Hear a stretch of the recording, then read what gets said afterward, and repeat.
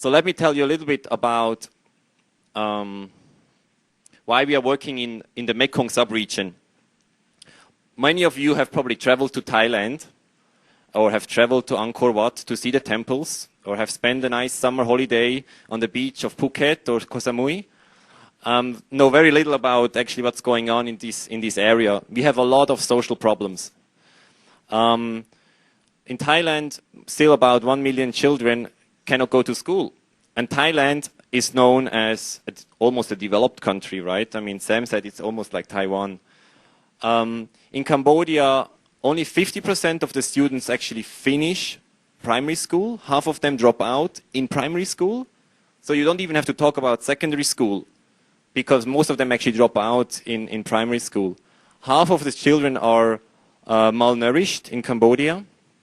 In Myanmar, we have a huge, I mean, the needs are everywhere. Just to mention a couple of it, in some areas we have a childhood mortality rate which is 30%. So children die every third, 1 in 3 children die before the age of 5. This is incredible. This is like something like you only see in sub-Saharan Africa countries. Laos, huge problems in terms of accessibility to schools. You can see only 15% of the population has finished primary school. Only 5% of the population has finished secondary school. This is amazing. What we are doing? We are working with marginalized communities in the Mekong sub-region. We are working in Laos, Cambodia, Thailand, and Burma. How do we work there is, and this is very important also for you when you want to be a volunteer, it's all about partnership. It's not you telling them what they should do, but it's about working together to solve a problem. So we are working in partnership with communities to improve health and education for the children. And therefore, long term, we hope to break the cycle of poverty in these communities by increasing their socioeconomic opportunities. So, Childstream, this is now the journey of my foundation. So we were established in 2003, in October, actually on my birthday when I was 25 years old. It was established in Switzerland. You can see here, this is actually myself. On the left-hand side is my co-founder, and in the middle is our first Thai staff. She's still with us 7 years later. So in 2004, we realized something very important. We supported organizations, the typical orphanages, which you get a lot in Thailand, especially in the Mekong, in the Golden Triangle. But this is not sustainable because more and more children become orphaned or become at risk. So we expanded our geographical area so that we actually can bring education to the villages where it's needed. So we want to solve the problem at the root cause, not that the children actually become at risk. So that you can see the team is growing. In 2005, we got approved as a foundation in Thailand, which was very important for us to be officially recognized for our work in Thailand. Then in June, we established a second foundation called the Diverse Ethics Foundation, which helps whole community. Childstream only has a children mandate, but Diverse Ethics has a community mandate. Then we started to work in Cambodia with a partner organization in 2007. And then the team exploded. We kind of multiplied. In 2007, we had a very successful year. So in 2008, we were able to hire quite a lot of staff. We moved to a new office in Chiang Mai. That's where I lived for the last 7 years. Then we changed our structure inside. We had a country structure, and then we changed to a focus structure. I'll tell you a little bit later. And now we are currently registering Childstream in Cambodia as an organization. What are we doing? We are doing 3 things. We are doing health, again, to reduce childhood mortality.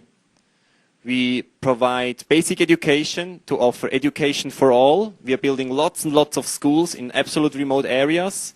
And we also provide learning materials such as stationery.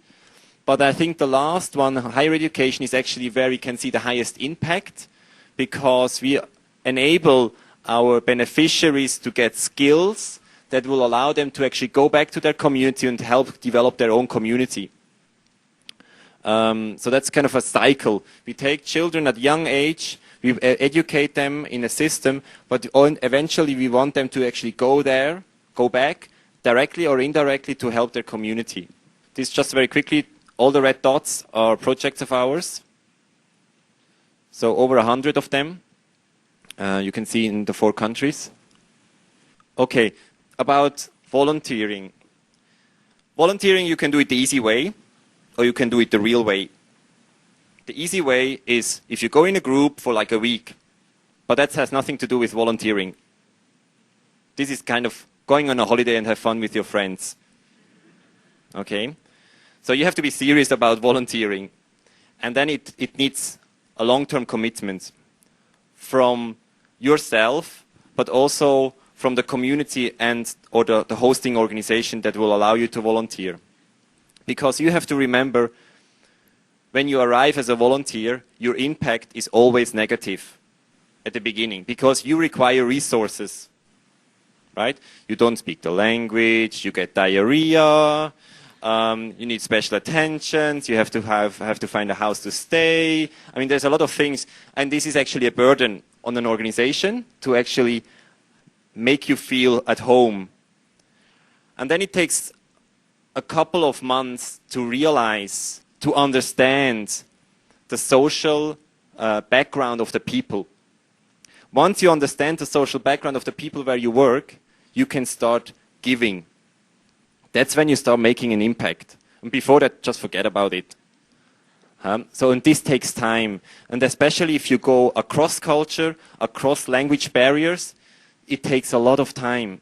So if you have limited time, do volunteer here in Taiwan. If you have more time, you can go overseas. And prepare yourself. Read books, see movies, prepare yourself so that you're ready when you go. And I think also, as a tourist, you should be doing this as well. Because I don't like tourists I live in a tourist town in Chiang Mai, and sometimes I feel just disgust about how tourists behave, and I think they should be more responsible to the local people.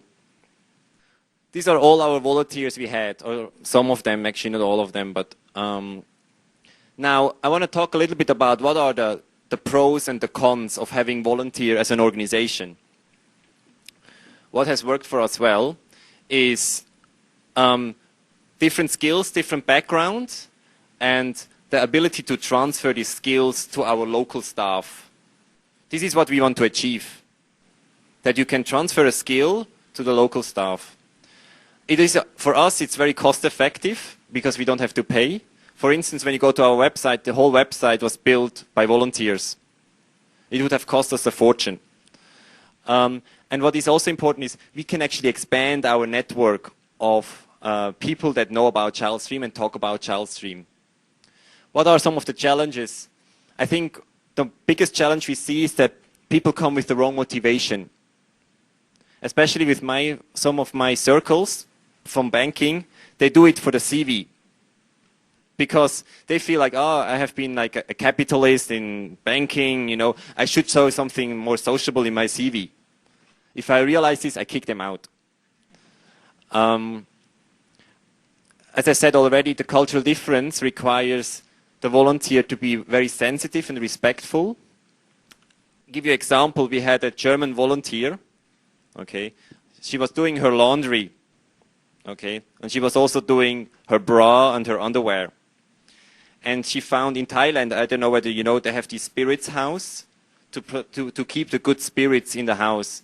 Well, she thought that's a good place to hang her bra to dry. So this is not a very good thing to do.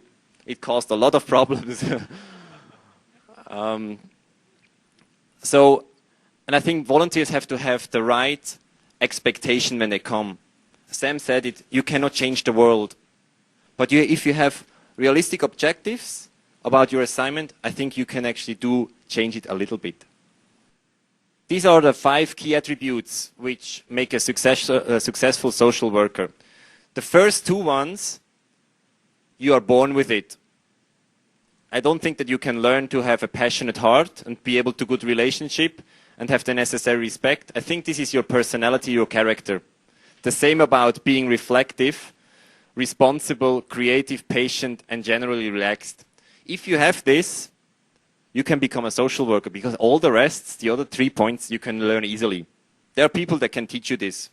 The first 2 ones, maybe your parents can teach you a little bit about it. So what is important is you have to have a good understanding of the social background of the people where you're going, and this takes time.